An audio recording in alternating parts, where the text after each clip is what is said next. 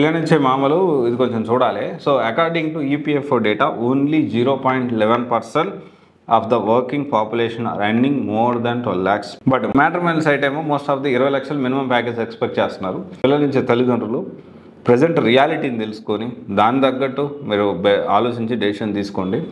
So అంటే ఇప్పుడు almost 0.11% మాత్రమే 12 lakhs పైన జీతాలు అనేవి వస్తూ ఉన్నాయి.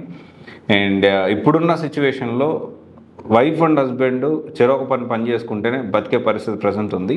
ఇంకోటి ఏంటి అంటే మీరు ఎంత ఎక్స్పెక్ట్ చేస్తున్నారో అంత క్వాలిటీ లైఫ్ మీ కూతురుతో కూడా మీరు పంపించడానికి మీకు అంత స్తోమత ఉందో కూడా లేదో కూడా మీరు కూడా అది కూడా ఆలోచించాలి.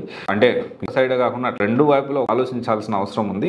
సో ఇదైతే recent data according to EPF అనేది ప్రావిడెంట్ ఫండ్కి సంబంధించింది. 0.11% మాత్రమే, మేబీ అంతకంటే ఎక్కువ ఉండొచ్చు. సో అదైతే బేసికల్లీ దాంట్లో నమోదు అవుతుంది మాత్రం 12 lakhs అన్న వాళ్ళకి పీఎఫ్ లేకుండా అయితే ఉండదు డెఫినెట్లీ. సో 0.11% వాళ్ళకి మాత్రమే 12 లక్షల ప్యాకేజీలు అయితే ఉన్నాయి. సో మ్యాట్రిమోనియల్ సైట్లో 20 lakhs ఎక్స్పెక్ట్ చేస్తున్నారు.